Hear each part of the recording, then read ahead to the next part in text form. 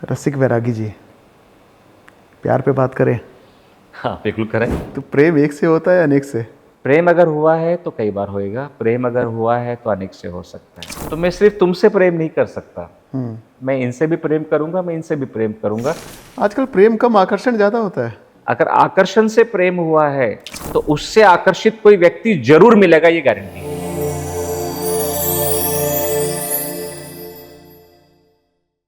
Welcome to magic पोटली। आज हमारे साथ एक ऐसे शख्स हैं जिनको मैं बहुत पसंद करता हूँ, जिनकी बातें मुझे बहुत ही इंस्पायर करती हैं। मुझे लगता है कि घंटों बातें करता रहूँ। कभी लगता है कि मोटिवेशनल स्पीकर हैं, कभी लगता है लाइफ कोच हैं, कभी मुझे लगता है मेरे बड़े भाई हैं। उनका नाम भी बहुत अलग है। आजकल उनको रसिक वैरागी के नाम से जाना जाता है। असली में उनको बेनी किना बोलते हैं। सर, वेलकम टू मैजिक पोटली। धन्यवाद। आज कुछ जादू की उम्मीद है, आज पोटली में से कुछ जादू निकलेगा। आप साथ हैं तो जादू की कमी नहीं रहने वाली। क्या बात पोटली इधर है, जादू उधर है। है, बहुत बढ़िया। जादूगर इधर है। जादूगर इधर है। और मुझे लगता है कि मैं इससे जिस बारे में बात करूँ, आपके पास ऐसे आंसर्स होते हैं ना, मतलब अद्भुत हैं आप। हम्म। हाँ। अद्भुत तो यूं है कि अद्भुत मैं भी और अद्भुत आप भी। कारण यह है कि प्रकृति का नियम है। इस समय दुनिया में करीब 800 करोड़ लोग हैं, जी। और 800 करोड़ लोगों में कोई भी दो व्यक्ति एक समान नहीं है। ये प्रकृति का नियम है अद्वितीयता का, प्रकृति का नियम है यूनिकनेस का। जब हम पृथ्वी पे 400 करोड़ लोग थे तब भी कोई दो व्यक्ति एक समान नहीं थे, 600 करोड़ में भी समान नहीं, और 800 करोड़ में भी समान नहीं। और हम बहुत जल्दी 1000 करोड़ के आसपास हम पहुंचेंगे अगले कुछ दशक के अंदर, क्योंकि प्रकृति का नियम है, एक के होते हुए दूसरा वैसा नहीं हो सकता। तो अद्भुत आप भी हैं और अद्भुत मैं भी हूँ। इसीलिए मैं आपको इतना पसंद करता हूँ। ये जो मेरा इंट्रोडक्शन था ना, ये अब मुझे आगे कुछ बोलने की ज़रूरत नहीं है। आप अद्भुत हैं। अच्छा, मुझे बताइए कि आपकी एक संस्था है नेक्टर फैक्टर। नेक्टर फैक्टर क्या करती है ये? नेक्टर एक संस्था है। नेक्टर का मतलब होता है अमृत, अमृत तत्व सहज रूप में कहते हैं। दूसरा इसका सहज पर्याय होता है कि फूल के सुंदरता जो है, उस सुंदरता के बीच में एक अमृत तत्व भी होता है, उसका एक परागकण भी होते हैं, उसको भी नेक्टर कहा जाता जी। है ना। सो जीवन का जो कोर है, उसके जो फैक्ट्स हैं, उन सब को जब हम एक साथ जोड़ते हैं तो वो क्या बनता है? Nectar factor. जी। तो इस संस्था में हम मानसिक अवसाद, स्ट्रेस मैनेजमेंट, इस संस्था में हम होलिस्टिक वेलनेस, जो कि ह्यूमन आर्किटेक्चर होता है, बायोलॉजी, साइकोलॉजी एंड इमोशंस, उस पे काम करते हैं। उसके अलावा कॉर्पोरेट स्पिरिचुअलिटी पे काम होता है, जो कि इस समय की डिमांड है। और ऐसे ही मानव और मानव संबंधित जितनी भी आवश्यकता है उस पर हम लोग काम करते हैं। तो ये कंपनी का नाम नेक्टर फैक्टर है। हिंदी में अगर कहना चाहें तो अमृत तत्व। जी। शॉर्ट तरीके से बोला जाए तो आप डॉक्टर हैं। ओके। मुझे लगता है कि कोई इंसान जो किसी को ठीक कर सकता है, उसकी बीमारियों को बातों से ठीक कर सकता है, तो वो इससे अच्छा डॉक्टर क्या हो सकता है? हाँ, दिल का डॉक्टर, दिल का डॉक्टर, दिमाग का डॉक्टर, दिमाग का और डॉक्टर, शरीर का डॉक्टर। शरीर का डॉक्टर। लेकिन आवश्यकता है कि बीमार पड़ने से पहले मिल लिया जाए तो बात अच्छी है। मानव जीवन होते हुए भी अगर बीमार होने के बाद ठीक होना पड़े तो शायद फिर बात बनती नहीं है। चेतना का उच्चतम स्तर है, उसमें इतना विवेक, इतना ज्ञान, इतनी प्रज्ञा, इतनी नॉलेज, इतना विजडम तो होना चाहिए कि मैं बीमार पड़ सकता हूँ, बीमार पड़ने वाला हूँ। घटनाओं पर ध्यान में रखते हुए प्रिवेंटिव लेवल पे अगर काम होना शुरू हो जाए तो मज़ा आ सकता है। तो मैं एक योगी के रूप में, एक वैद्य के रूप में, एक डॉक्टर के रूप में, एक गाइड के रूप में, जिस भी रूप में आप मुझे लेना चाहेंगे ले सकते हैं। दोस्त के रूप में, दोस्त, साथी। डॉक्टर दोस्त बन जाए तो इससे खूबसूरत बात अरे है क्या वाह। है? अच्छा, मुझे बताइए, आजकल लाइफ आप बड़ी सेब खाना बंद कर दीजिए, क्योंकि डॉक्टर, आप जब सेब खाते हैं तो आपको जो है डॉक्टर दूर रखना दूर पड़ता रखना है। होता तो है। Don't have an apple a day. So आज के टाइम में कहावतें कहावतें रह गई हैं। अब ये कोई काम नहीं करता। आज के टाइम में हमें आप जैसे डॉक्टर की बहुत ज़रूरत है। अच्छा, ये मुझे बताइए कि आजकल जो लाइफ जो हो गई है, बड़ी स्ट्रेस वाली लाइफ हो गई है। कहीं सोशल मीडिया का स्ट्रेस है, कहीं अपने काम का स्ट्रेस है। तो आप मुझे बताइए, दिमागी सेहत ज़्यादा अच्छी रहती है या शारीरिक? पहली बात यह है कि जो भी आज जीवन है, सामाजिक जीवन है, ये हमारी उन्नति है। हम इवॉल्व हो रहे हैं, है ना। कोई भी गांव के एक आम नागरिक की तरह या आदिवासी की तरह रहना नहीं चाहेगा। तो आपने कुछ हासिल किया है, और हर चीज़ की एक कीमत होती है। तो आपने कुछ देकर ही कुछ हासिल किया है। अभी तक हो सकता है कि जो अपने से पराई चीज़ें हैं, अपने से बाहर की चीज़ें हैं, उनको देकर कुछ हासिल कर सकते थे, लेकिन अब जो हासिल किया है ये खुद को देकर हासिल किया है। जी। नंबर 2, शारीरिक हो या मानसिक, आप एक थंब रूल को ध्यान रखिएगा। Your psychology drives your biology and your biology carries your psychology. आप संपूर्ण स्वास्थ्य में शरीर और मानस दोनों को अलग नहीं रख सकते, यहाँ गलती हो जाती है।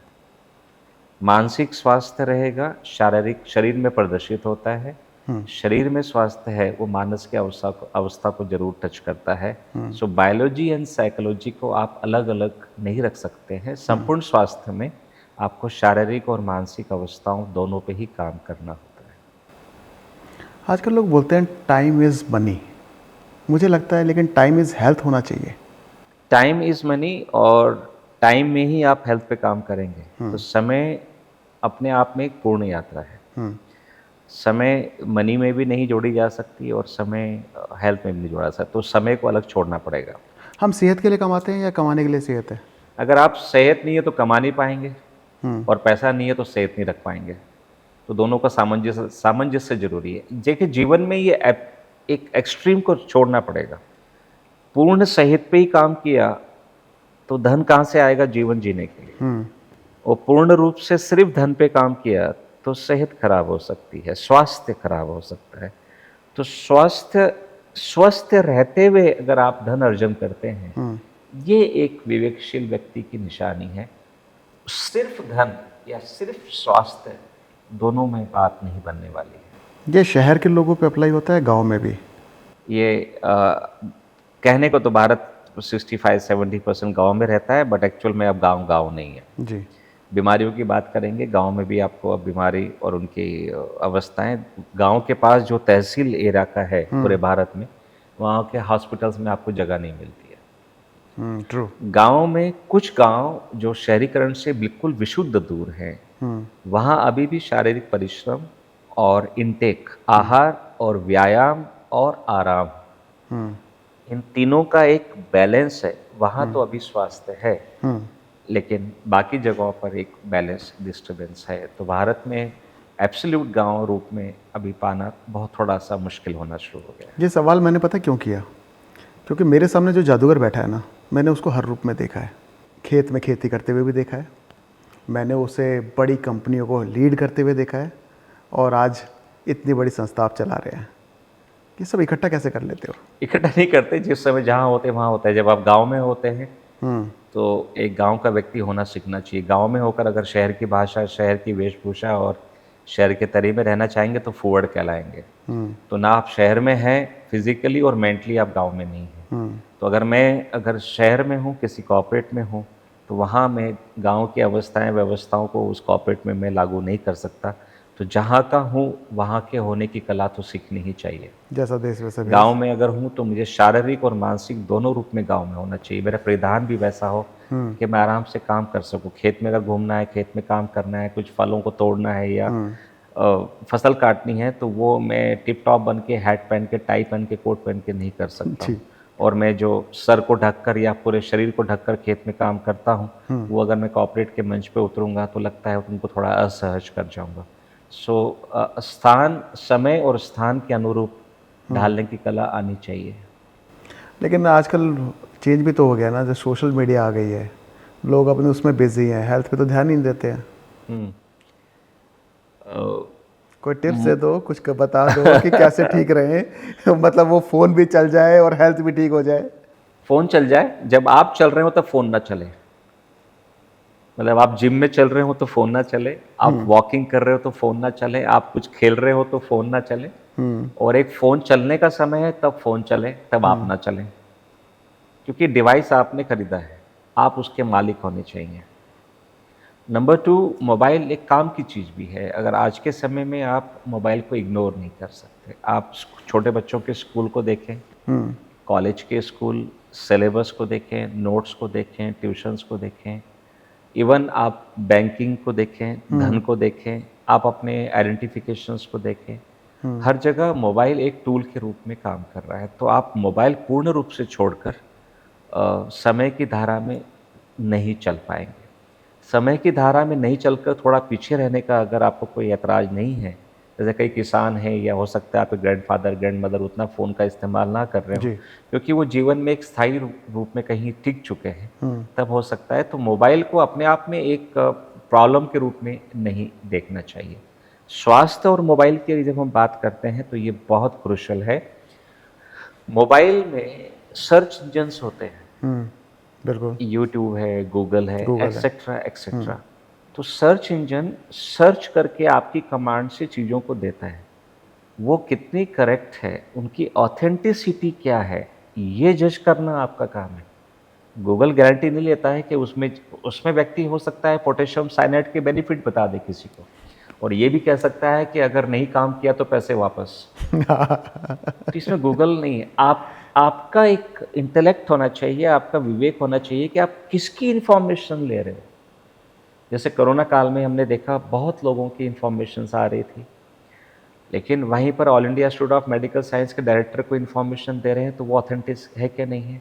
आप आयुर्वेद पे आजकल चिया सीड के फ़ायदे, हल्दी के फ़ायदे, तुलसी के फ़ायदे, गर्म पानी के फ़ायदे, रोज़ अदरक के फ़ायदे, तुलसी के फ़ायदे या लहसुन के फ़ायदे, आप किसी कॉस्मेटिक इनहेल कॉस्मेटिक एनर्जाइज किसी लड़के लड़की को अगर आप देख लेते हैं और उसकी अगर पॉडकास्ट पे लेना शुरू करते हैं तो प्रॉब्लम है।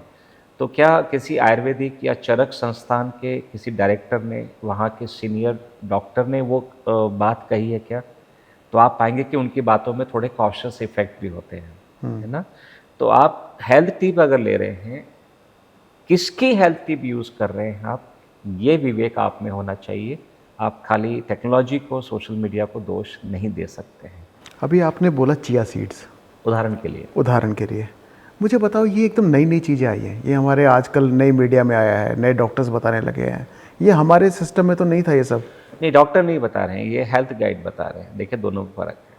अगर आप किसी चरक एमबीबीएस संस्थान या चरक के जहाँ ग्रेजुएशन हो रहा है, पोस्ट ग्रेजुएशन हो रहा है, बड़े हॉस्पिटल्स जैसे दिल्ली में आपके एम्स है, आयुर्वेद का एम्स है, दिल्ली में आपके चौधरी ब्रह्म प्रकाश इंस्टीट्यूट ऑफ आयुर्वेदा है, धन्वंतरी है पंजाबी बाग में, उदाहरण के लिए। तो इनके जो डॉक्टर्स हैं, इनके जो एमडीज़ हैं, एमडी पंचकर्मा है, एमडी मेडिसिन्स हैं, इनके जो डायरेक्टर लेवल के लोग हैं, तो क्या वो सबको रिकमेंड कर रहे हैं? तो आप पाएंगे कि नहीं। तो कोई हेल्थ गाइड है, कोई न्यूट्रिशन है, कोई डाइटिशियन है, वो इसको गाइड करते हुए आपको मिल रहे होते हैं, जी। है ना? क्योंकि आयुर्वेदिक डॉक्टर सबको लेने के लिए कह ही नहीं सकता, हर मौसम में लेने के लिए कह नहीं सकता, क्योंकि प्रकृति है। आपकी बॉडी के अंदर अगर प्रकृति एसिडिक रिफ्लेक्सेस की है, पित्त की प्रकृति है, तो वो व्यक्ति आपको कैसे कह सकता है कि रोज़ हल्दी का सेवन कर रहे हैं, या रोज़ अदरक का सेवन कर रहे हैं, या रोज़ अलसी के बीज खा रहे हैं? वो आपको नहीं बोल सकता, कि उसको पता है कि इस वेदर में इस व्यक्ति को नुकसान दे सकता है। बट जिससे सिर्फ कहीं थोड़ा सा ज्ञान लेकर, एक पॉडकास्ट की मदद लेकर, कहीं सोशल मीडिया की लेकर उसको पब्लिसाइज किया, वो व्यक्ति तो कह सकता है। तो डॉक्टर नहीं रिकमेंड कर रहे होते हैं। क्योंकि मैंने एक क्वेश्चन इसलिए पूछा है, नई नई चीज़ें जो हमने बचपन से कभी सुनी ही नहीं थी, वो आ गई है मार्केट में और बड़ी महंगी बिकती है। हाँ, अगर आप डिमांड बढ़ेगी तो वही चीज़ महंगी हो जाएगी। जो जड़ी बूटियाँ कह सकते हैं आप, वो जंगलों में उगा करती थी, वो पेड़ों के सहारे उग जाया करती थी, उसका अगर आप ब्रांड देख रहे हैं, जैसे मोरिंगा है, अब मोरिंगा की पत्तियाँ कितनी महंगी बिक रही है छोटी सी डिब्बी में यूज़मेंट। एंड तो आप ऐसी एलोवेरा है, उग जाया करता था, या ऐसी चीज़ें हैं। Demand, cosmetic demand. देखिए प्रॉब्लम क्या है, बिस्तर नहीं छोड़ना है, कुर्सी नहीं छोड़नी है, एसी नहीं छोड़ना है, मोबाइल नहीं छोड़ना है, फिर भी पतला होना है, जादू। तो इनके प्रोडक्ट की डिमांड बढ़ेगा ना। आप इस बात को समझिए, जो व्यक्ति बिस्तर छोड़ रहा है, जो आलस्य नहीं कर रहा है, वो व्यक्ति इन चीज़ों की तरफ नहीं जाता हुआ मिलेगा। लेकिन बिना कुछ किए अगर मुझे ठीक होने की, अगर मेरे अंदर एक लालसा है, तो मैं कहीं ना कहीं उसकी कॉस्ट पे करूँगा। 5 रुपए की चीज़ के 500 पे करूँगा। आपका नाम है रसिक वैरागी, बताओ ना कुछ। पूछो कुछ भी। रसिक देखिए, और वैरागी मतलब ये जीवन की पूर्णता है। हमेशा हर कथावाचक से या हर जगह तृष्णा सिखाई जाती है।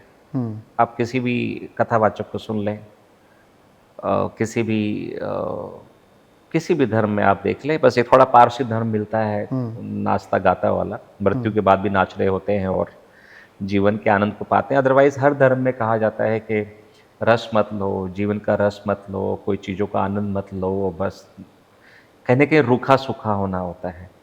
देखिए, रसना एक जीवन का अंग है और एक वैराग आपके जीवन की पूर्णता है। तो आपके जीवन में रस पूरे लेने का सामर्थ्य हो, लेकिन कोई भी रस आपको रोक ना पाए उस वैराग्य की यात्रा से। और अभी इतनी जल्दी जीवन में मुझे उतना वैराग नहीं लाना है कि मैं संपूर्ण रस को छोड़ूं। तो जीवन में रस बनाए गए हैं, मैं जीवन के नव रस का आनंद लेता हूँ। आप संगीत की बात करेंगे, गंधर्व की क्रियाओं की बात करेंगे, श्रृंगार रस की बात करेंगे, अब मैं सब रस में पूर्ण रूप से उतरता हूँ। लेकिन कोई रस मुझे वहाँ बांध के रख सके, अभी वो रस में इतना रस नहीं कि मुझे बांध के रखे। तो पूर्ण वैराग भी नहीं होना चाहिए जीवन में, पूर्ण रस भी नहीं होना चाहिए, एक संभाव अवस्था होनी चाहिए। रस में है तो रस का आनंद लिया, रस नहीं है तो निराश नहीं हुए, उस वैराग का आनंद लिया, एक जीवन की पूर्णता है। आपकी बातें मुझे बांध रही हैं। जीवन में बंधना ही तो नहीं है, याद रखिए। मेरे साथ कभी बंध गए हाँ तो मैं आपके साथ नहीं हूँ, मेरे साथ खुलना सीखो, बंधना नहीं। जी, मुझसे भी नहीं बनना, ध्यान रखिएगा। आपसे तो बंध ही गए, हम बन चुके हैं। रसिक वैरागी जी, प्यार पे बात करें। हाँ बिल्कुल करें।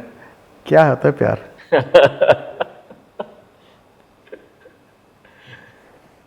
अगर आप मुझसे प्रेम पूछते तो शायद मैं आंसर दे पाता। प्यार बताओ। प्यार एक आसक्ति है, प्यार जैसी कोई चीज़ नहीं होती है। प्यार, अगर प्रेम पूछेंगे तो फिर आंसर गहरे हो सकते हैं। प्यार में एक आसक्ति है,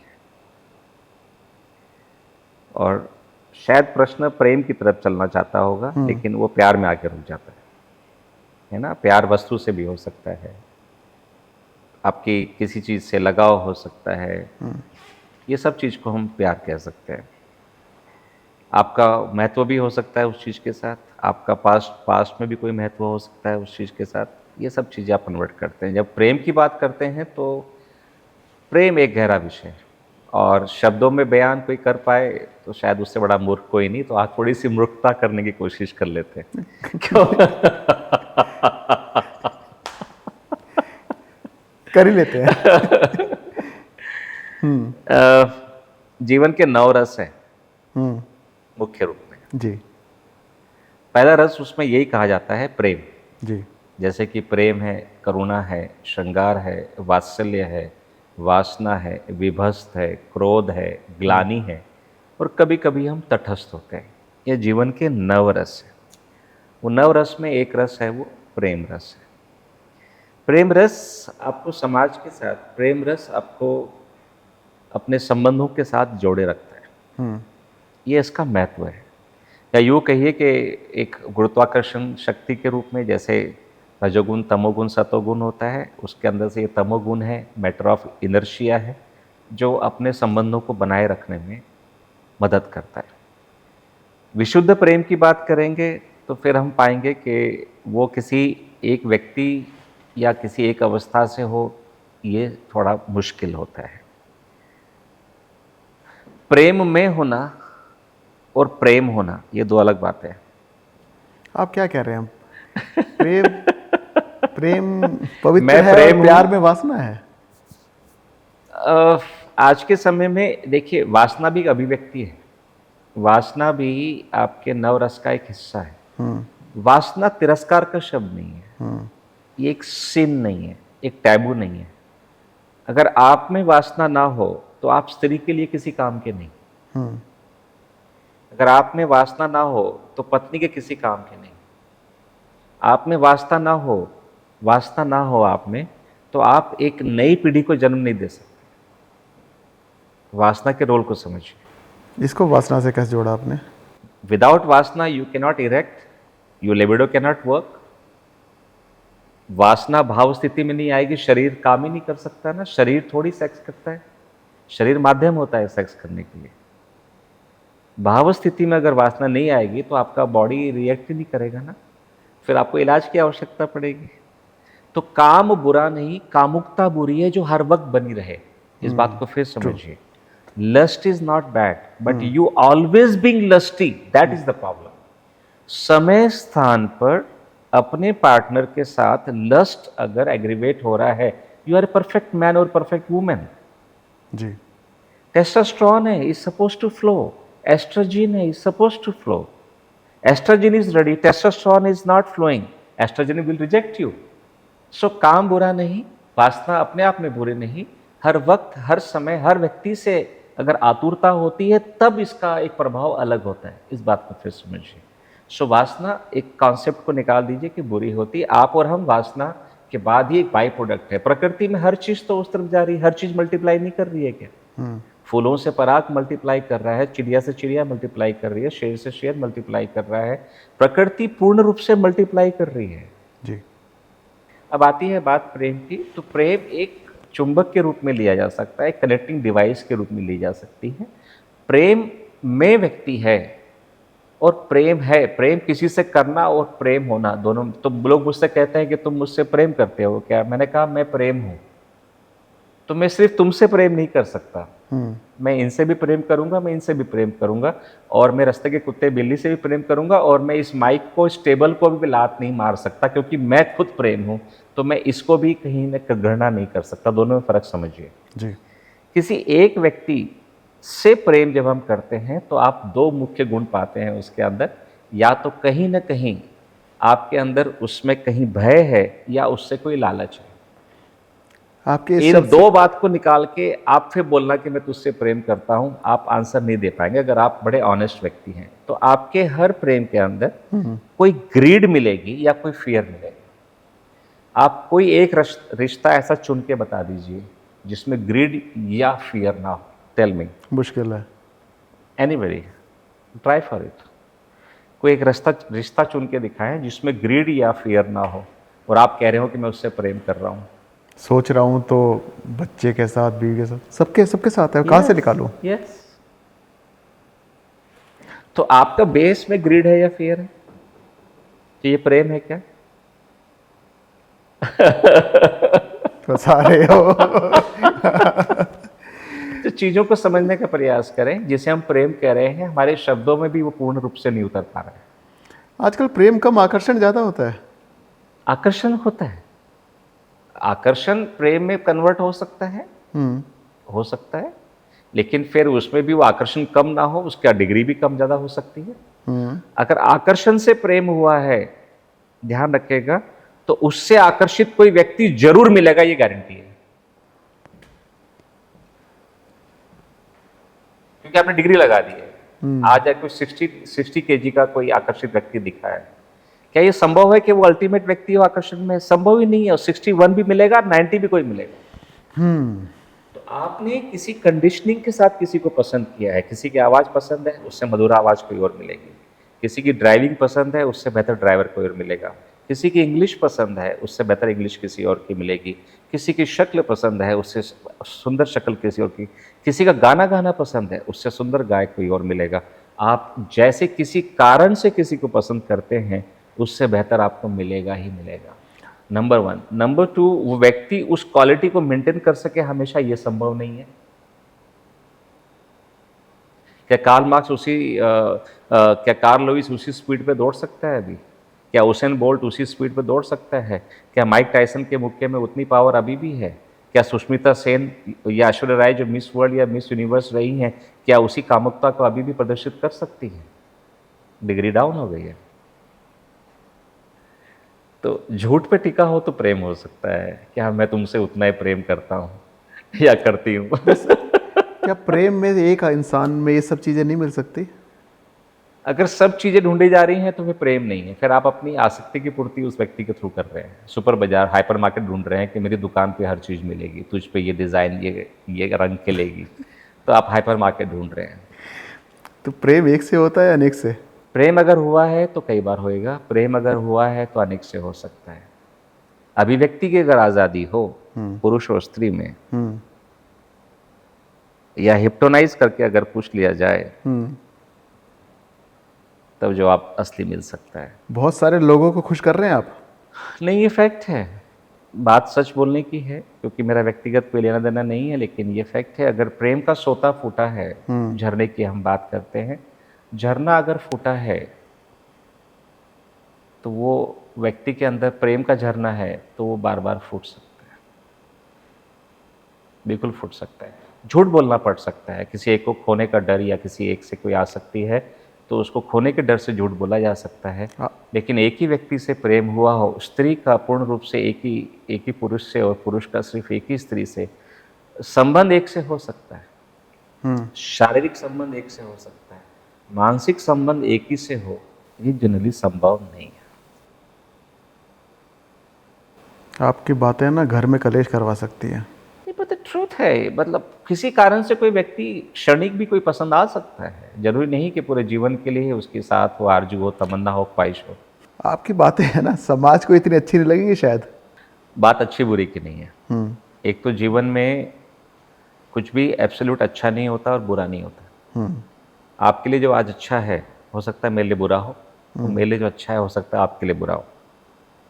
इस बात को एक तरीके से और समझेगा, जो हो सकता है कल आपके लिए अच्छा था, आज हो सकता है वो आपके लिए बुरा हो, या हो सकता है जो आज आपके लिए बुरा हो, आने वाले कुछ समय बाद वही चीज़ आपके लिए अच्छी हो जाए। सो अच्छे बुरे से परे भी कुछ एक अवस्थाएं होती हैं जीवन में। Nothing is right, nothing is wrong permanently, is all your perception and perception is always momentary. जब जैसी आपकी भाव स्थिति होती है वैसे आपकी मनस्थिति, आप उस चीज़ों के बारे में एक परसेप्शन बनाते हैं। आप एक घटना में देख लीजिए, एक शुद्ध घटना घटी है, आप रास्ते पे चलते हुए आ रहे थे, एक व्यक्ति का कंधा आपसे टकरा गया। अगर आप प्रेम में हैं, करुणा में हैं, श्रृंगार में हैं, या वासना में आप तृप्त हैं, उस व्यक्ति की तरफ आप मुड़ के भी नहीं देखोगे या पीछे हाथ कर दोगे, मुस्कुरा के निकल जाओगे। वही घटना घटी है, आप अतृप्त वासना में हो, आप क्रोध में हो, आप ग्लानि में हो, आप उसके साथ फिजिकल कॉन्फ्लिक्ट कर जाओगे। घटना एक ही घटी थी। तो कई बार हम चीज़ों को अच्छे और बुरे की दृष्टि से परे भी देखने की कला होनी चाहिए कि स्वाभाविक रूप से उस चीज़ को देख पा रहे हैं क्या। आप कॉलेज में रहे होंगे, इतने स्मार्ट कॉलेज में रहे होंगे, क्या ये संभव है कि आप इश्क की तरफ ना गए हों, जिसे मोहब्बत कहते हैं, आप प्रेम आपका टॉपिक है। तो हमने क्या कहा होगा, जायज़ है यार, कॉलेज में इस यंग एज में अगर इश्क नहीं होगा तो कब होगा, हमने जायज़ कहा होगा। अब आपकी बेटी अगर कॉलेज में जाती है, किसी से इश्क करती है, वो आपके लिए गलत हो जाएगा। आपके लिए वो घटना में ठीक था। आप नोट कर रहे हैं? बिल्कुल। सो अच्छे बुरे से आगे निकलना होता है, लेकिन समाज का एक पर्पस है। पहली बात समझिए समाज क्या है। आप और मैं मिलकर समाज का निर्माण करते हैं। एक पहली इकाई है हमारा परिवार, या सूक्ष्म रूप में और माइक्रो देखते हैं तो मैं इकाई हो गया जी। फिर दहाई में मेरा परिवार हो गया, वैसे ही आप एक है, आपका परिवार है, ऐसे हम कई परिवार मिलकर एक समाज का निर्माण बनाते हैं। Am I right? राइट। तो हम अपने घर में ही जब हम हिपोक्रेसी में रहते हैं तो समाज भी उस हिपोक्रेसी का मल्टीप्लाई रूप है ना। समाज में कोई अथॉरिटेटिव वो व्यक्ति काम करता है तो समाज उसे बुरा नहीं मानता। सही कह रहे हैं। और जो व्यक्ति समाज से डर सकता है, समाज उसको जरूर डराता है। आप ऐसे कई उदाहरण देख लीजिए, संबंधों के बारे में देख लीजिए, आप पॉलिटिकल सिस्टम में देख लीजिए, फाइनेंशियल डिस्टर्बेंसेस में देख लीजिए। पावरफुल व्यक्ति ने किया है तो समाज उसकी तरफ अनदेखा करता है।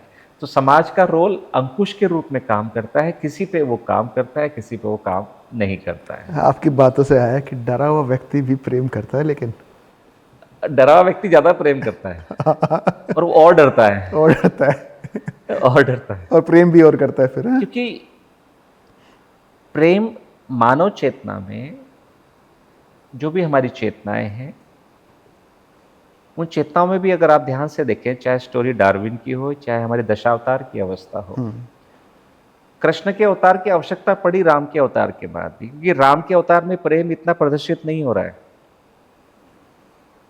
बिल्कुल सही बोला आपने। कृष्ण के अवतार में पूर्ण प्रदर्शित हो रहा है। 16 कलाओं की बात हो रही है। राधा मर्यादा पुरुषोत्तम के रूप में राम पे आके रुकना हो रहा है, सीरियसनेस के रूप में आके रुकना हो रहा है। लेकिन समाज की उन्नति के लिए प्रेम प्रसंग, श्रृंगार रस, खेलना कूदना, हंसी, ये छेड़ना, ये सब चीजें एक आपकी एक कला का हिस्सा है।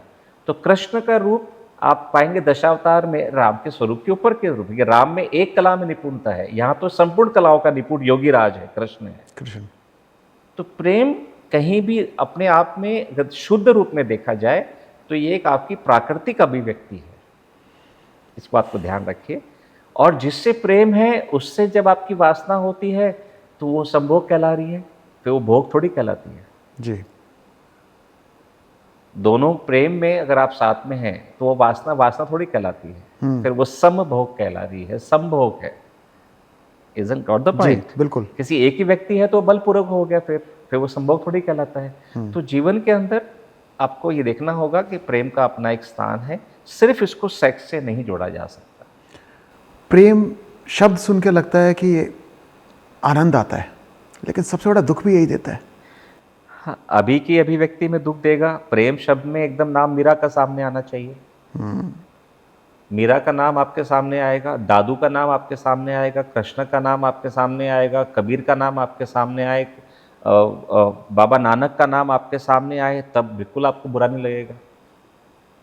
तो मुझे प्रेम से बुरा नहीं लगता कि मुझे एकदम मीरा नजर आ जाएगी, मुझे कबीर नजर आ जाएगा, बाबा नानक नजर आ जाएंगे। प्रेम शारीरिक अवस्था से है, उसका अपना एक महत्व है, क्योंकि प्रकृति है। क्योंकि देखिए, आपके वेदांत में भी मिलता है धर्म अर्थ काम मोक्ष,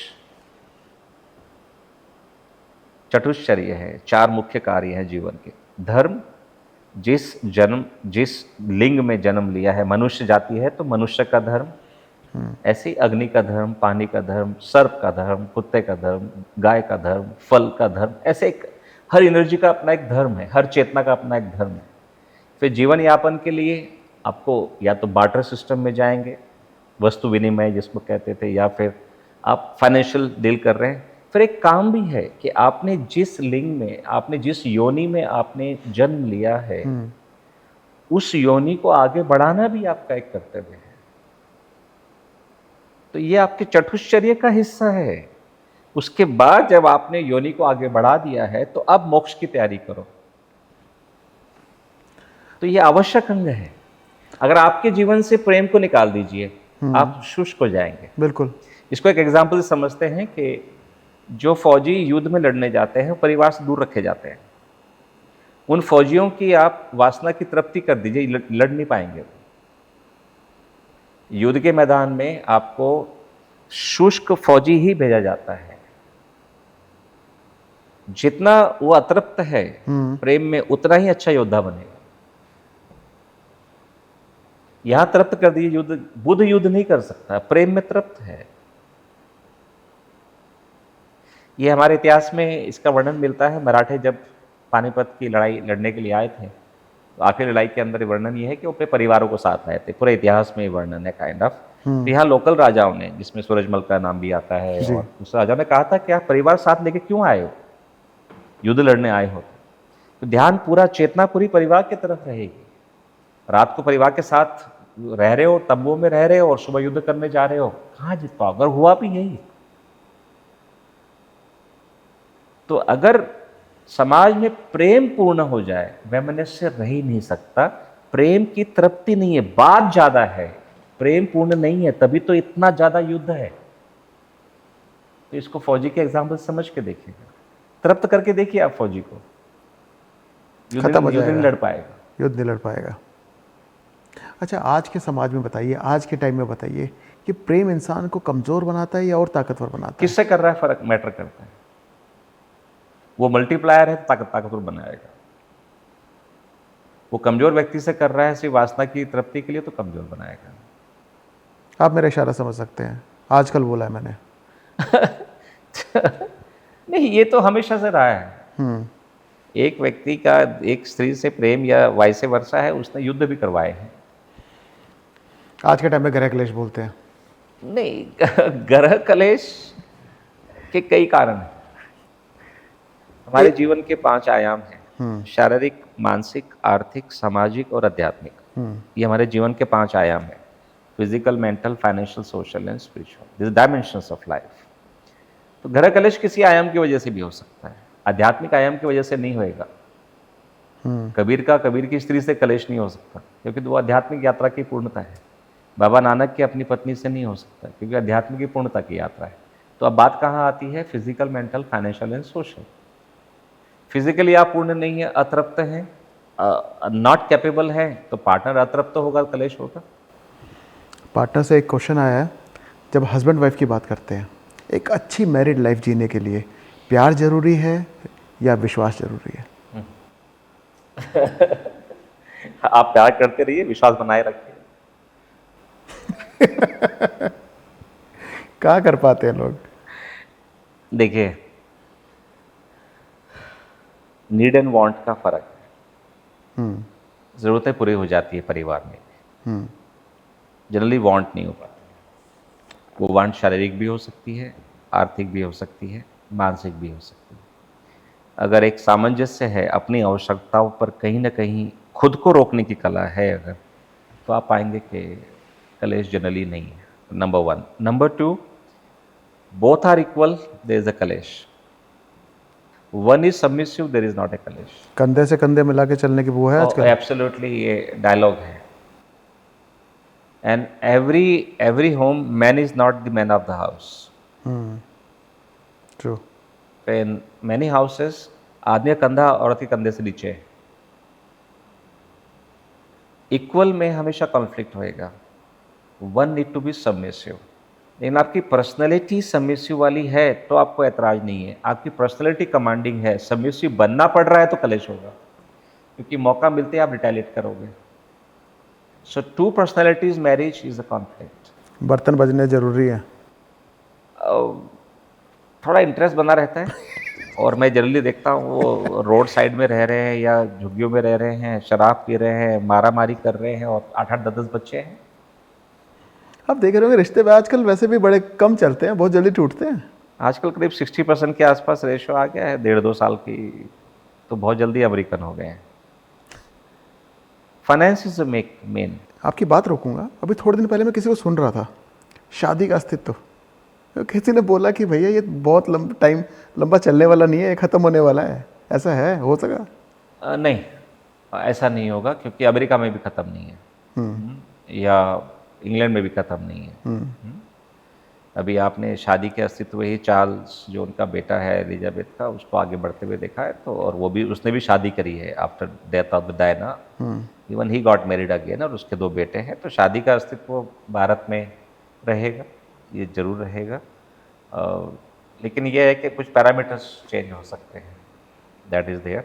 शादी की उम्र जो थी एक्चुअल बायोलॉजिकल नीड के हिसाब से, जो आपकी बेस्ट एज के हिसाब से, उससे हम करीब करीब मान लीजिए 21, 22, 23, 24 साल की उम्र में जो हो जाना चाहिए चीज़ों के, अब हम 30 साल के आसपास पहुंच गए हैं। तो मैरिज डिले होएगी। बच्चे 2 से 3 बच्चों की जो कहानी थी वो नहीं करने, 1 बच्चे पे आ गए हैं, एक पे आ गए। 1 पे आ गए हैं।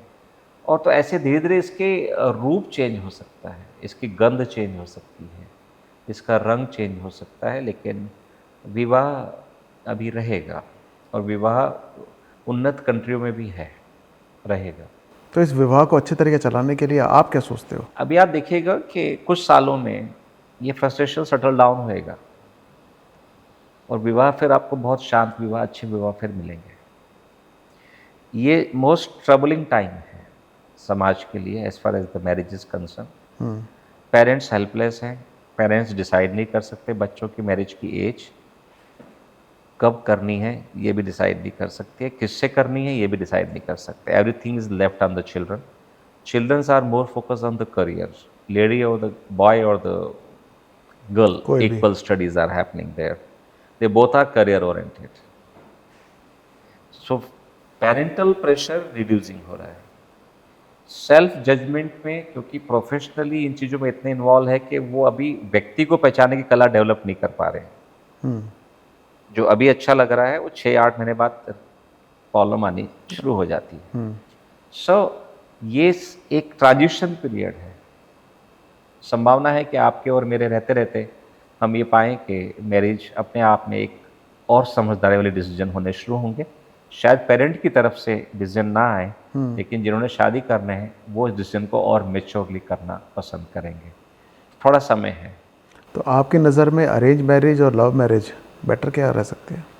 No marriage is better, because no couple is a perfect couple, there is always a discrepancies. Arrange marriage के अंदर बेनिफिट ये है कि कोई प्रॉब्लम आती है तो दोनों तरफ के परिवार खड़े होते हैं, कोशिश करते हैं कि सोल्यूशन हो। और जब लव मैरिज में प्रॉब्लम आती है तो फैमिली आल्सो सेज कि it's your decision, you decide, तुमने देखा है? you decide, and any influencer to the girl or the boy can disturb the family too. So problem दोनों ही मैरिज में आती है। लेकिन आजकल यूजुअली पता है लोग बोलते हैं कि अरेंज मैरिज का क्या करें, लव मैरिज में कम से कम एक दूसरे को जानते तो हैं, पहचानते तो नहीं हैं। जानते हैं, कॉस्मेटिक जानते हैं। लव में व्यक्ति जो, जिसको आप लव कह रहे हैं, मान लेते हैं कि लव है, लव में व्यक्ति हमेशा अपना बेस्ट प्रेजेंट करता है, लड़का हो या लड़की हो। True. They are hypocrite, they are political, they are cunning, they are show off, and they are best actor and actresses till the time they are not giving any name to the relation. नाम, रिश्ते को नाम देते ही उनका real colour सामने आता है, तब मालूम चलता है कि रियलिटीज़ क्या है। So love marriage, you know the person, ये जनरली एक गलत फहमी है। आप कुलीग को बोलते हो I know him, he is very good smart, अरे वो कुलीग के रूप में स्मार्ट, हस्बैंड के रूप में कैसा हो तुमने कैसे जज किया? आपको पता ही नहीं उसकी अपब्रिंगिंग में कितने उसके ट्रॉमास है बचपन में, उसको आपको पता ही नहीं उसके मदर फादर की कितनी प्रॉब्लम चल, उसको पता ही नहीं कि उसके साथ बचपन में क्या क्या प्रॉब्लम हो जाए, आपको कुछ नहीं पता उसके बारे में। आप सिर्फ उसको एक अच्छा टेक्नोक्रेट के रूप में देख रहे हो, अच्छे ऑफिसर के रूप में देख रहे हो, अच्छे कुलीग के रूप में देख रहे हो, वो तुम्हें ड्रॉप कर देता है घर में, वो तुम्हें पेप्सी पिज़्ज़ा पिला देता है, ये अच्छे होने की गारंटी नहीं है। मार्केटिंग चल रही है प्यार में। मार्केटिंग कह लीजिए यार, सौदागर इतने तैयार है, मार्केटिंग की जरूरत भी नहीं है। और आजकल तो मनी बैक गारंटी भी है, 6 दिन में वापस कर दो, 6 महीने में वापस कर दो, तुम वापस करो, कोई और लेने के लिए तैयार बैठा हुआ है। और ग्रुप में ही हो जाते हैं कि यू, अब ऐड भी आ रही तो है, किसी की ऐड आती है, वो मैच के बीच में देखा है कि एक लड़की बोलती है कि my boyfriend, I left my boyfriend, लड़की खुश होकर बोल रही है उस ऐड में, you left your boyfriend and she run away to that boyfriend. ऐसी कुछ ऐड भी टीवी में चली है कि आपकी फ्रेंड ने वो बंदा छोड़ा है, आपकी दूसरी फ्रेंड तैयार है उसको पकड़ने के लिए। तो आपकी बात से याद है, ब्रेकअप पार्टी तो गाने चलते हैं, है ना, ब्रेकअप पार्टी में गाने चलते हैं। सो वो तो मज़ेदार चीज़ें हैं कि लिव इन में रहने के बाद भी जो है बैचलर पार्टी करते हैं, लिव इन में रहने के बाद भी हनीमून पे जाते हैं, रियली सरप्राइज होता है।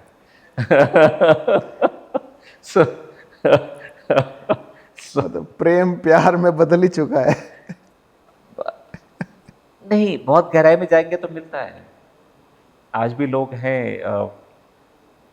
जो अपने अस्तित्व से प्रेम करते हैं, आज भी लोग हैं कि फ्लोरा में वनस्पति में, पेड़ों से, नेचर से, नदियों से प्रेम करते हैं। आज भी लोग हैं जो आप पाएंगे कि एनिमल्स से प्रेम करते हैं, गायों के लिए इतना काम कर रहे हैं, कोई डॉग्स के लिए काम कर रहा है, कोई जंगली जानवर है, शेरों के लिए इतना काम, पूरा जीवन लगा देता है। आप एडनबर्ग, आप ब्रिटिश फिल्म मेकर्स हैं, इनको आप देखिए 60-60, 70-70 साल अपने सिर्फ एनिमल्स को बचाने में लगा देते हैं। क्या ये वाला प्रेम हार्मोन्स कम होने के बाद शुरू होता है? नहीं, ये इसका मतलब ये नहीं है कि उनके अंदर शारीरिक क्षमताएं कम हैं, ऐसा नहीं, क्योंकि उनके भी परिवार हैं। आजकल शादी की उम्र बढ़ती जा रही है, जब शादी की उम्र बढ़ती जा रही है तो अकेला रहना सीख लिया है, इंसान को छोड़ के जानवरों के साथ प्रेम करने लग गए हैं। एक तो शादी की उम्र कम हुई है, बड़ी नहीं है, शादी करने की उम्र बढ़ी है। मल्टीनेशनल कंपनी आपने बोला, हस्बैंड वाइफ दोनों जॉब करने जा रहे हैं, बोर हो जाते हैं तो घर में कोई है नहीं, बच्चा नहीं करना, क्योंकि जो लेडी पार्टनर है, फीमेल है, उसको भी करियर चाहिए, एंड शी नोज दैट कि एक बच्चा किया तो 2 से 5 साल वो पीछे जा सकती है। बच्चा नहीं है तो दिल बहलाना एक कुत्ता लेके आते हैं, डॉग। थोड़े समय बाद उनको एहसास होता है कि डॉग डिप्रेशन में है। बोले क्यों? बोले वो तो मेल फीमेल या हस्बैंड वाइफ तो दोनों बिजी रहते हैं, कुत्ता घर में अकेला रहता है, तो कुत्ता डिप्रेशन में है। कुत्ते के डिप्रेशन को दूर करने के लिए एक कुत्ता और लाया जाता है। यकीन मानिए, कुत्ते को कंपनी देने के लिए कुत्ता और लाया जाता है। और फिर अब कुत्ते को कौन घुमाने ले जाए, तो घुमाने के लिए एक बंदा हायर किया जाता है, वो कुत्ते को घुमाने आता है। और कुछ अच्छे मेट्रोज में 10-10 हजार रुपए के आसपास कुत्ता घुमाने का चार्जेस है। वो 4-5 घरों में कुत्ता घुमाता है, आपके न्यू बीटेक इंजीनियर से ज्यादा वो कुत्ता घुमा के कमाता है। ये मैंने देखा है। सो कुत्ते तो ऐसे आ रहे हैं, am I right? Loving animal is always good. चेतना है, चेतना है। और साइंटिफिकली मनोविज्ञान में भी ये कई चीज़ों को हमने देखा है कि आप एनिमल से प्रेम करते हैं तो उसके उसके रिजल्ट आप पे अलग मिलते हैं, सकारात्मक मिलते हैं। लेकिन यहाँ पर बायोलॉजिकली और सोशली कॉन्फ्लिक्ट है। अब कुत्ता बिस्तर में सो रहा है, अब पापा जो मैन घर में आता है वो पापा बोला जाता है कुत्ते का, डैडी घर आके बुलाया जी, जाता है, मामा come to mama, come to मामा। तो पापा मामा ये होता है, तो वो कुत्ता बिस्तर पे सुलाया जाता है। आप चाहे उसका बेस्ट ऑफ दी उसका शैम्पू ले आइए या केयर कर लीजिए, कुत्ता बाहर घूमने जाएगा, कुछ भी जाएगा, और उसकी फर डस्ट को लेती है, फाइन टिक्स को लेती है, और वो बाकी मिट्टी वगैरह भी लेती है। जी, अगर आप कुत्तों को बिस्तर पे सुला रहे हैं, ये बहुत डेंजरस है। लेकिन आप वो एक प्रोपेगेंडिक लव दिखाया जाता है, पता नहीं अजीब सा है कि कुत्ता कहीं और भी सो सकता है। कुत्ते को एतराज़ नहीं है, ध्यान रखिएगा। कुत्ते की जैसी ब्रिंगिंग होगी कुत्ता वैसे ही शुरू से रहेगा, कुत्ते को एतराज़ नहीं है। वो ऊपर सुलाया जा रहा है, खाना खा रहे हैं तो साथ खिलाया जा रहा है, कई बार हाथ से खिलाया जा रहा है, और आजकल वो ब्रिटिश स्टाइल देख रहे होते कुत्ते से, वो ज़बान मुंह पे लगवाई जा रही है। आप समझिए दोनों के एंजाइम में फ़र्क है, दोनों के केमिकल्स में फ़र्क है। कुत्ते का जो सिस्टम है, कुत्ते का जो सलेवा है, कुत्ते के जो टीक हैं, ये सब आपके लिए नुकसान दे सकते हैं। तो पहला है कि हाइजीन का जरूर ध्यान रखें। You have animals is always good. मैं सजेस्ट करता हूँ ऑनेस्टली, फ्लैटों में कोई भी कुत्ता मत पालो, चाहे वो छोटी ब्रीड हो चाहे, लेकिन लोगों ने हस्की पाल रखा है दिल्ली में, ट्रू। भूटिया पाल रखे हैं, भूटिया डॉग्स जो पहाड़ों में 5,000 8,000 मीटर की हाइट पे होते हैं, ठंड चाहिए उनको, और एसी हमेशा ऑन रखते हैं उसके लिए। लेकिन घुमाने तो बाहर ही लाओगे ना 45 डिग्री में। बिल्कुल। तो आप छोटे डॉग भी मत पालिए। फ्लैट आपके पास लैंड हो तो कुत्ते के लिए भी अच्छा नहीं है फ्लैट में रहना, आपके लिए तो बिल्कुल भी नहीं है। घर में छोटे बच्चे हैं, बिल्कुल एनिमल्स नहीं होने चाहिए, चाहे बर्ड्स हो, फर में बहुत ज़्यादा कीड़े होते हैं। पीपल में फील बैड बट ये फैक्ट है। कैट्स पालने का चलन चल गया है, पर्शियन कैट्स 25-25 हज़ार की 20-20 हज़ार की आ रही हैं। उनका एक अपना एक हाइजीन सिस्टम होता है, आप उसको नहीं मैनेज कर सकते, है ना। पहली बात तो ये है। दूसरा एक बड़ा क्रुशियल इशू आता है कि लोग कहते हैं हम तो नहीं पालेंगे, लेकिन हम जो नहीं पले हैं उनको पालेंगे। स्ट्रीट डॉग्स, स्ट्रीट डॉग कह सकते हैं या इंडी कह सकते हैं, काइंड ऑफ है। और आप पाएंगे जनरली आजकल, पहले तो मोहल्लों में होते थे, आजकल अपार्टमेंट्स में भी एक या दो आपको वो मिलेंगे फैमिलीज बिल्कुल। जो स्ट्रीट डॉग्स के लिए प्रो होते हैं। लेकिन पूरा मोहल्ला एक तरफ होता है, वो एक दो घर एक तरफ होते हैं, और पूरी सोसाइटी एक तरफ होती है और एक दो लोग उस तरफ होते हैं। एनिमल की काइंडनेस ठीक है, लेकिन आपने कभी ये तो नहीं देखा कि आप में कहीं कोई रिजेक्शन, डिजेक्शन, फ्रस्ट्रेशन, इरिटेशन इतना तो नहीं घर किया हुआ है कि उस व्यवस्था से लोग तंग हो रहे हैं और आप बैक ऑफ माइंड में इस चीज़ को एंजॉय कर रहे हो। आपको ये जज करने की आवश्यकता है। नंबर 2, क्या आप कहीं सेपरेटेड, डाइवर्सी या फैमिली में कॉन्फ्लिक्ट वाले या left alone kind of personality तो नहीं हो कि आप वो सारी कमियों को इधर पूरा करने की कोशिश कर रहे हो। आपको अपने ये ध्यान देने की आवश्यकता है कि आप में ये प्रकृति क्यों आ रही है। सिर्फ एनिमल लव होता ना तो वो कहीं भी हो सकता था, लोगों को तंग करके नहीं होता। थोड़ा सा इस मैटर को हम देख रहे हैं, तो मेरा सिर्फ यहाँ ये कहना है कि जहाँ एक मनुष्य लोग ज़्यादा रह रहे हैं, वहाँ अगर ये एनिमल ज़्यादा रहते हैं तो शायद हो सकता है मनुष्य के लिए ट्रबल डम हो सकते हैं। तो क्या थोड़ा सा दूर होकर भी क्या उनकी सेवा हो सकती है, क्या उनके मेडिकल का अरेंजमेंट हो सकता है, थोड़ा सा मोहल्ले से बाहर निकल कर, साइड में होकर, अपार्टमेंट से बाहर होकर चीज़ें हो सकती हैं क्या। लेकिन ये कई बार स्कोर सेटल करने के तरीके बन गए हैं, ये इनके पीछे होकर आप नेबर को तंग करना या कुछ ये करना। तो मेरा तो ये कहना है कि थोड़ा सा सामंजस्य स्थापित करें। प्यार की कमी भी लग रही है इसमें लोगों मैं में। बोल तो दिया कि रिजेक्शन, डिजेक्शन, फ्रस्ट्रेशन, इरिटेशन कहीं मिलेगा, या लेफ्ट अलोन हो सकते हैं, डाइवर्सी हो सकते हैं, सेपरेटेड हो सकते हैं, या फैमिली में आइसोलेटेड हो सकते हैं। ऐसे व्यक्ति आपको इस सिचुएशन को ज़्यादा इंजॉय करते हुए मिलते हैं generally, but everybody may not be like that. So हम इसको एब्सोल्यूट रूप में नहीं कहते हैं, बट औसत के सिद्धांत में आपको ये जनरली ज़्यादा मिलता है। अब कई लोगों को आप चींटियों को दाना देखते हुए देखते हैं, जहाँ बच्चे खेलते हैं वहीं दाना डालते हैं। कभी नोट करें, आप पार्क में बच्चे खेल रहे हैं वहाँ दाना डाल दिए। और इन सब के पीछे डर होता है, ध्यान रखिए। किसी वो लाल किताब वाले ने, किसी ज्योतिषी ने कर्जा मुक्त हो जाओगे, बिजनेस अच्छा चलेगा, ये हो जाएगा, ये डरा डरा के वो चीज़ें हो रही डर की होती हैं। दुकान है। लेकिन वो कितनी हजारों चींटियां मर रही होंगी उनके पैरों अच्छा के नीचे। चींटी 1 किलोमीटर दूर भी जाकर खाना ले सकती है, अगर थोड़ा साइड में डालेंगे तो चींटी तो वहां भी जा सकती है, क्योंकि they go thousands of kilometre, hundreds of kilometre. वो 10 किलोमीटर दूर भी चींटियों का एक ट्रेवल है। उस पार्क में चींटियां नहीं थी, खाना डाल रहा है तो चींटी आई ना। तो क्या हम ये देखें कि हम कई बार लोगों का ईगो होता है कि मैं डेली चींटियों को खाना देता हूँ, कितना पुण्य वो काम कर रहे हैं। समाज के बीच में जाकर जरूर ये चीज करते हैं, तो थोड़ा सा साइड में होकर चीजें की जा सकती है तो आपका धर्म भी बना रहेगा। कबूतरों को खाना देना है, पुलिस केस कितने हो रहे हैं, एक ऊपर वाला नीचे वाले पड़ोसी के छज्जे पे कबूतर डाल डालता है, उसको नीचे आवाज़ होती है, वो लड़ाई करता है, ये लड़ाई करता है, कबूतर के बीच लड़ाई हो रही है। और शायद एक कानून आ सकता है, आपको आश्चर्य होगा, संभावना पूरी है कि कबूतर जैसे बर्ड्स को खाना डालना इलीगल हो सकता है, क्योंकि they are honestly very health hazards. और कबूतर इतने नहीं थे, और कबूतर एक्चुअल में अनाज के लिए भी नहीं बने थे। फिर कबूतर बस बेसिकली जीव, कीड़े, जीव इन चीज़ों को खाने के लिए थे, उतनी ही उनकी नंबर भी होते थे। ये तो अभी पिछले कुछ समय में पूर्ण रूप से इनको शहरीकरण और हर चौराहे पर और इन जगहों पर उसका हेल्थ के ऊपर इसकी प्रॉब्लम डेफिनेटली। सो ज़्यादा कबूतर, लेकिन जो कबूतर को दाने खिला रहे हैं और कबूतर जाली जाली लगा लेते हैं। हेल्थ से, आपने हेल्थ की बात की। मैं ना बहुत टाइम पहले आपसे मिला था एक बार, और आपने बहुत एक मुझे ऐसी बात बताई थी जिसको मैं अभी तक फॉलो कर रहा हूँ। मुझे लगता है कि बाकियों को भी लगना चाहिए। आपने कहा सफ़ेद चीज़ों से अपनी किचन को सफ़ेद चीज़ों से अलग कर दो। वो दो चीज़ें क्या हैं? सफ़ेद सबसे नहीं, पहली बात तो ये है कि जो सी सॉल्ट है, फ्री फ्लो सी सॉल्ट, इसको अवॉइड करें, कम करें। क्यों? So much sodium is not good for you. Number 2, आप जितने भी पैकेज फूड खोलते हैं या रैपर खोलते हैं या शीशी खोलते हैं, सब में आप सॉल्ट एडेड होता है, चाहे प्रिजर्वेटिव के लिए हो, टेस्ट के लिए हो, या किसी भी चीज़ के लिए हो। तो आप जैम में भी सॉल्ट खा रहे हो, बिस्किट में सॉल्ट खा रहे हो, ब्रेड में सॉल्ट खा रहे हो, नमकीन में सॉल्ट खा रहे हो, आप मूंगफली में जो आप हर चीज़ में सॉल्ट खा रहे हो जो रैपर में आप ले रहे हो। So much salt is not good for you. Plus जो फ्री फ्लो सॉल्ट है वो उसकी मॉइस्चर को ख़त्म कर देता है।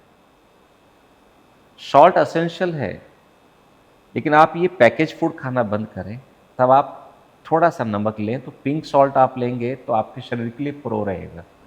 लेकिन आप जैसे जिसको हम हिमालयन सॉल्ट कह लेते हैं या लाहौरी नमक कह देते हैं या पिंक सॉल्ट कह देते हैं, ये सॉल्ट जो है इसमें नेचुरल जो एलिमेंट्स हैं, नेचुरल जो इसके तत्व हैं, वो रिफाइंड सी सॉल्ट के मुकाबले में कई कई कई गुना ज़्यादा है। नंबर 2, स्टडीज़ अब कहती हैं कि sea salt without plastic content आ ही नहीं सकता।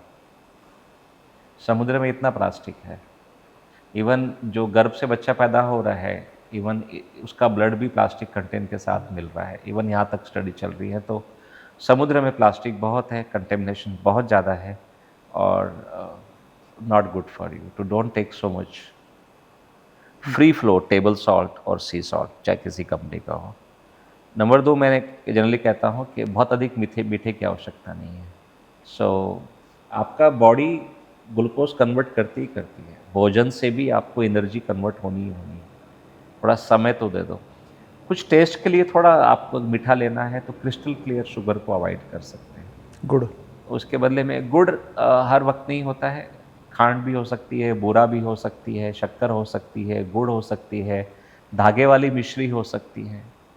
इन चीज़ों का आप सेवन, जो डायबिटीज़ वाले हैं वो 0 कैलोरी जरूर देखें डब्बे को। स्टीविया लीव्स, स्टीविया यूज़ करें, लेकिन स्टीविया ब्रांड के रूप में नहीं, स्टीविया लीव्स 0 कैलोरी पीछे जरूर देखें। स्टीविया लीव्स यूज़ कर सकते हैं मीठे के लिए। सो आप इन चीज़ों का इस्तेमाल करें, लेकिन कम करें, क्योंकि आपका शरीर ऑलरेडी इसको डेवलप कर रहा है। लेकिन every white is not bad, ये बहुत ज़रूरी है समझना। Every white is not bad, because milk is essential for you, और milk product is good for you. आजकल उल्टा चलन आ रहा है। मिल्क प्रोडक्ट्स को बैन कर दो, मत लो। नहीं, आप समझिए, मिल्क एक कंप्लीट आहार है, उसमें कार्बोहाइड्रेट भी है, फैट भी है, प्रोटीन है, ये 3 असेंशियल होते हैं।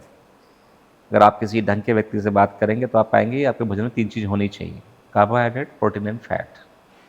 मिल्क संपूर्ण आहार है, समझिए। मिल्क टॉलरेट जो व्यक्ति होते हैं वो परसेंटेज 1, 2, 3, 5% से फालतू नहीं होता है, तो वो लोग कम ले या ना ले, बड़ा सिंपल है। दूध आपको अच्छा नहीं लग रहा है तो दही में कन्वर्ट हो जाए, दही पसंद नहीं है तो छाछ में कन्वर्ट हो जाए, छाछ नहीं तो एटलीस्ट मक्खन में, जो छाछ में से चर्निंग होकर मक्खन निकल रहा है, या फिर देसी घी। लेकिन आप कहीं ना कहीं मिल्क प्रोडक्ट का जरूर इस्तेमाल करें, आपके शरीर के लिए अच्छा है, नंबर 1। नंबर 2, आप आजकल मैक्सिमम बीमारियां कौन सी मिलती है? पित्त की बीमारियां मिलती हैं, मतलब किडनी है, लीवर है, पेनक्रियाज है, स्प्लीन है, डाइजेशन है, हार्ट है, इसमें आप पाएंगे एसिडिक रिफ्लेक्सेस ज़्यादा मिलते हैं, मैक्सिमम बीमारियां ये मिलती है। हाइपरटेंशन, हाइपरवेंटिलेशन, जिम में जा रहे हैं कोलैप्स हो गए, कहीं यहाँ हो रहे हैं, 35 साल के थे कोलैप्स हो रहे हैं, तो ये रिफ्लेक्सेस ज़्यादा हो रहे हैं काइंड ऑफ। और जो अगर आप प्रकृति के साथ चलेंगे तो इसका जितना एसिड की प्रॉब्लम आपके शरीर में है उसका इलाज जो है वो घी ही है, तो दूध में भी घी होता है।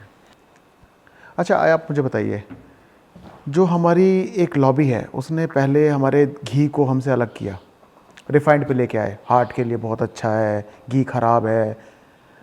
अब दोबारा नई थ्योरी फिर आ गई है कि घी खाओ, रिफाइंड अब ख़राब हो गया है, अब वो कैंसर तक भी कराता है, अब घी अच्छा हो गया। क्या वही चीज़ हमारे अब दूध दही पे काम कर रही है? हमारे दूध दही को हमसे दूर कर रही है? देखिए, पहली बात ये है कि भारत में जनरली कोई रिसर्च नहीं होती है, डाइटिशियंस, फूड, इन सब पे, मेडिसिन, इन सब पे रिसर्च जनरली यूरोप या अमेरिका में होती है। तो पहली बात है कि हमें खुद रिसर्च करनी चाहिए। बिल्कुल। दे आर नॉट रॉन्ग, अगर वो अपनी रिसर्च कर रहे हैं और अपनी कंपनीज को प्रमोट कर रहे हैं तो उनका अधिकार है। आप, उसने मूर्ख बनाया, उसको गाली क्यों दें? हम मूर्ख बने क्यों? हमें बात करनी है। भारत में करीब करीब 48 टाइप की गायें हैं जी। डिफरेंट ज्योग्राफी में डिफरेंट गायें होती हैं, ऊपर पहाड़ों से लेके नीचे तमिलनाडु तक, एंड ईस्ट से लेकर वेस्ट कोस्ट तक we have around 48 types of the cows. जी। वैसे अफ्रीका में भी मिलती हैं। तो जो भारतीय गाय है, भारतीय पशु जो है, ये गाय जो है ये भारतीय पशु है। बहुत गहराई में जाएंगे तो भैंसें भी इजिप्ट से आएगी। सो अभी हम दूध पे रुकते हैं। भारत की जो गाय हैं, या जो गाय जिनमें हम्प होता है, उसमें सूर्य नाड़ी होती है। सूर्य नाड़ी, सूर्य नाड़ी से ही नाम गौ है। जैसे गोरक्षनाथ, सूर्य उपासक, सूर्य पुत्र के रूप में गोरक्षनाथ को लिया जाता है। तो सूर्य नाड़ी जो गाय है, इसमें स्वर्ण भस्म के गुण पाए जाते हैं, और स्वर्ण भस्म एक अल्टीमेट मेडिसिन है जब जो इस्तेमाल की जाती है किसी को ठीक करने के लिए, और इतना अति विशिष्ट व्यक्ति हो। जो गाय है जर्सी गाय, जैसे जिसे हम कहते हैं, जर्सी जगह का नाम है इंग्लैंड, वैसे ही रेनिंगटन है शायद, हेमिस्फीयर, ऐसी कुछ गायों की ब्रीड है, फ्लैट बैक वाली गाय। इनके दूध में मॉर्फिन गुण पाए जाते हैं। अच्छा, ये स्टडी भी न्यूजीलैंड में हुई है, भारत में नहीं हुई। तो अगर आप फ्लैट बैक की गाय जो यूरोप या उस दिशा में अधिक पाई जाती हैं, उनके दूध का अधिक इस्तेमाल करते हैं, तो आपको बीमारी होने की संभावना है, क्योंकि मॉर्फिन के गुण ज़्यादा है उसके अंदर, और इसमें स्वर्ण गुण के गुण ज़्यादा हैं। रिसर्च वहाँ की अप्लाई हम पे कर रहे हैं। हाँ, तो वो कहते हैं कि दूध मत लो, लेकिन हम कह रहे हैं देसी गाय का दूध लेंगे तो औषधि का काम करता है। जैसे आप आयुर्वेद की बात कर रहे थे, हर चीज़, तो देसी घी, शुद्ध गाय का घी में ही औषधियाँ बनती हैं। पित्त का रोगी है, आप काऊ मिल्क लीजिए, बिना मलाई निकाले हुए, आप एसिड को 3 दिन के बाद चेक करके देख लीजिएगा। इसको दूसरे रूप में भी समझते हैं। योगी राज किसे कहते हैं हम लोग? कृष्ण। कृष्ण बचपन से लेकर जवानी तक किसके फूड पे पले हैं? मक्खन। मक्खन। कृष्ण की सखाएं गोपियां है और गाय होती थी जी। बांसुरी पे गोपियां भी आ रही है, गायें आ रही हैं, तो कृष्ण किसके साथ चल रहे हैं? अच्छा, कामधेनु कौन है? गाय। Very good. ऋषि की है या किसी चलते फिरते व्यक्ति की है? ऋषि की गाय, कामधेनु। जी। Very good. अब आगे बढ़ते हैं। किसान पुत्र, धरती पुत्र है किसान, चाहे साउथ इंडिया का हो, चाहे जम्मू का हो, चाहे पंजाब, हरियाणा, राजस्थान का हो, सब पशुधन पे ही, पशु नहीं कहते, वो पशुधन कहते हैं। सब दूध आहार पे ही ताकत है। जितना पंजाब, हरियाणा, राजस्थान, वेस्टर्न यूपी का जो फौजी लड़ने जाता है कारगिल जैसे एरिया में या जैसलमेर में, जब ये घर में आते हैं तो क्या लेके जाते हैं? देसी घी लेके जाते हैं साथ में। पुलिस की ट्रेनिंग में आते हैं अपनी, तो साथ में देसी घी लेके आते हैं। कहीं निराश किया इन लोगों ने? बिल्कुल नहीं। कहीं बीमारी मिलती है इन लोगों को? तो हम तथ्य को साथ लेकर चलें कि हम कौन सा दूध इस्तेमाल कर रहे हैं। अगर वो दूध हम इस्तेमाल कर रहे हैं, तो मैंने आपको कुछ उदाहरण दिए, योगी राज से 5,500 साल से लेकर, और गाय की यात्रा कृष्ण से पहले की है हमारे साथ, तभी तो कृष्ण भी खेले होंगे उसके साथ। ग्वाले तो उनसे पहले भी रहे हैं, तभी जी। तो ग्वाले कहलाए, क्योंकि गाय को पालने वाले थे इसलिए ग्वाले कहलाए। जी। तो ये यात्रा कृष्ण से पहले की भी यात्रा है, isn't it? गाय दान करते थे, राम के समय भी सुना है आपने, हवन होते थे तो पंडितों को या ब्राह्मणों को, ऋषियों को गाय दान की जा रही है। Am I right? राइट। तो आप समझिए कि आपके साथ ये जुड़ी हुई यात्राएं हैं। आप लॉजिक का इस्तेमाल करें। आपको दूध, हर वाइट मना नहीं कर रहा हूँ, वाइट लोबिया खाना चाहिए, मना नहीं कर रहा हूँ। वाइट आपको मक्खन, घी, दूध, दही इसका इस्तेमाल करना चाहिए। हमारे तो जो पहलवान है वो सारे दूध दही पे ही चलते हैं। हिंद केसरी है हमारे घर में है, बिल्कुल घी और घी और घी और घी। अच्छा, आप ये मान के चलें घी, मैं आपको स्वस्थ दिख रहा हूँ? एकदम परफेक्ट, बिल्कुल। Biometrics, you can see everything is fine. मैं करीब करीब 10 दिन, 8 दिन, 10 दिन, 9 दिन के आसपास में 1 किलो घी के आसपास खत्म करता हूँ। किसी और को मत बता देना, वो उल्टी करेगा। And you know my age, and मैं अपने हाफ एज के साथ रनिंग करता हूँ, पुशअप कर सकता हूँ, स्ट्रेच करता हूँ, योगा करता हूँ, ट्रैकिंग करता हूँ, हाइकिंग करता हूँ। एंड विद द गारंटी होगा, अगर 100 युवा हैं तो मैं 95 को तो बीट कर दूंगा। दूध दही और घी से? घी इज़ माई मेन प्रोडक्ट। मैंने आपको एग्जांपल दिया, मैं 8-10 दिन, 11 दिन के आसपास में 1 किलो घी खाता हूँ। सबको करना चाहिए। घी खाना चाहिए।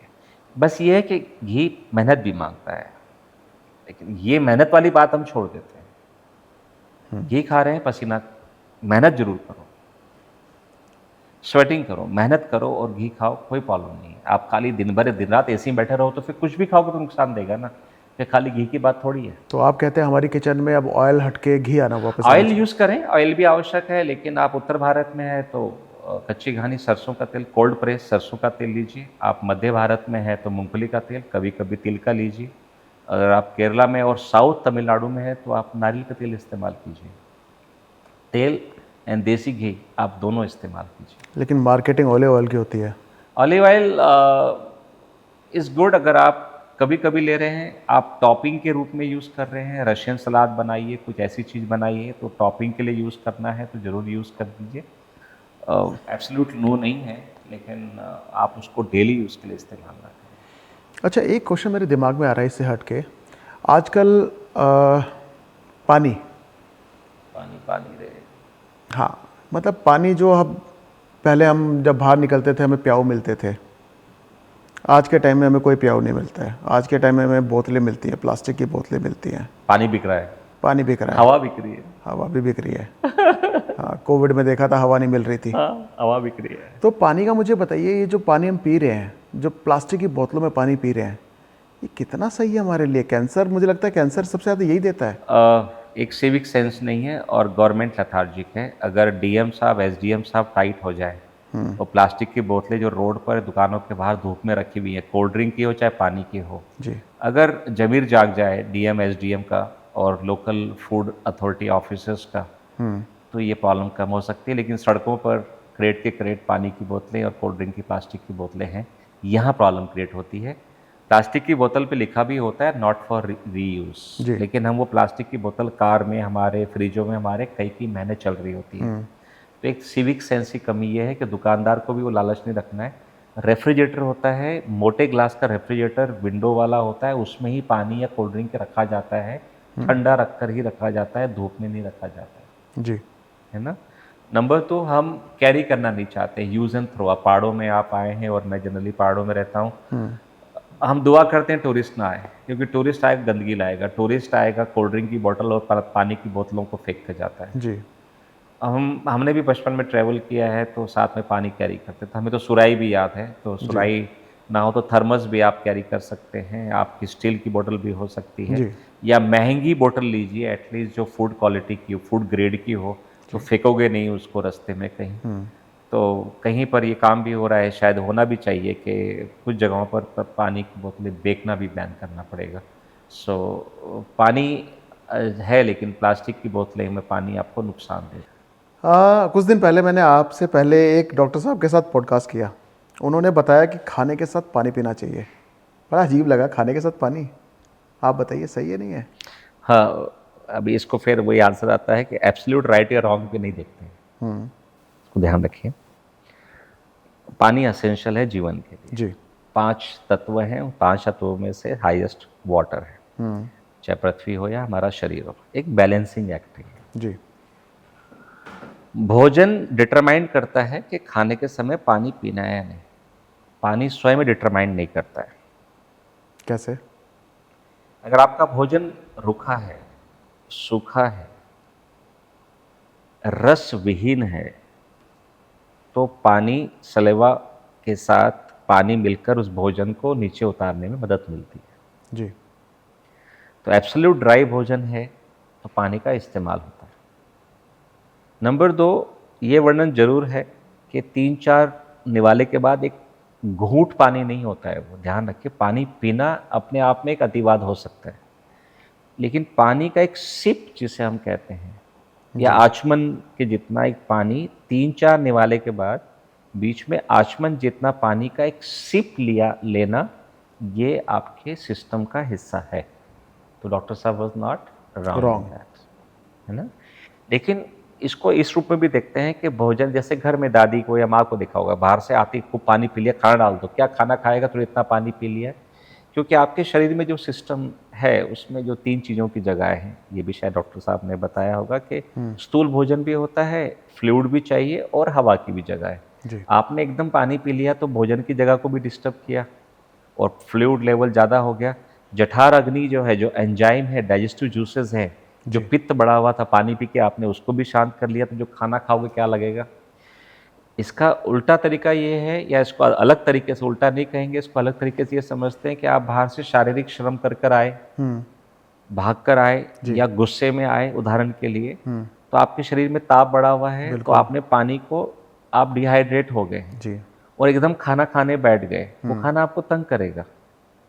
तो संभावना है कि आपको सेटल डाउन होना होगा, बॉडी के टेम्परेचर को न्यूट्रलाइज करना होगा। शांत शारीरिक अवस्था में भोजन करेंगे तो पानी की आवश्यकता शायद ना पड़े। तो थंब रूल है, आवश्यकता है तो पानी जरूर पीना है। जी। वो तीसरी बात है कि भोजन में अगर अग्नि तत्व ज़्यादा है, जैसे बहुत गर्म है या मिर्च ज़्यादा है, तो अगर आप पानी अवॉइड कर रहे हैं तो शायद भोजन ज़्यादा नुकसान देगा। चौथी बात, भोजन ऐसा हो कि पानी की आवश्यकता ना पड़े, ये लॉजिकल है कि भोजन सम गर्म हो, भोजन बिल्कुल फीका ना हो और बहुत मसाला ना हो, टेस्ट का हो लेकिन मिर्च मसाले सम्यक हो, सम हो, और भोजन के साथ समय और काल के अनुरूप सलाद हो सकता है, दही हो सकता है, छाछ हो सकती है, हरे सब्जियों की पत्तियाँ वाली सब्जी हो सकती है, हरी पत्तियों की कोई चटनी साथ हो सकती है। ये चीज़ें अगर आपके साथ हैं तो पानी की आवश्यकता नहीं पड़ती है। पानी की आवश्यकता है तो पानी पीना चाहिए, आवश्यकता ना पड़े ऐसी व्यवस्था रखें। तो खाना खाते हुए या खाना खाते ही एकदम, या खाना खाने से पहले पानी की आवश्यकता फिर नहीं पड़नी चाहिए, अदरवाइज यू ड्रिंक। आप मैजिक पोटली में आए और पोटली हमारी थी, लेकिन जादू सारा आपका हो गया। बहुत बढ़िया, जादूगर निकले आप। इस जादू के लिए बहुत बहुत धन्यवाद, और इस जादूगर की हमें बार बार ज़रूरत पड़ेगी जी। तो मैजिक पोटली के मैजिक से दोबारा ये जादूगर जरूर आना चाहिए। दोबारा बात करेंगे, दिल से दिल की बात करेंगे, दिल से दिल की बात करेंगे। जो दिल में आएगा पूछेगा, जो दिल में आएगा वो जवाब देंगे, फ्लॉलेसली बात। यहाँ दिल की ही बात होती है। बहुत बढ़िया, थैंक यू सो मच। धन्यवाद।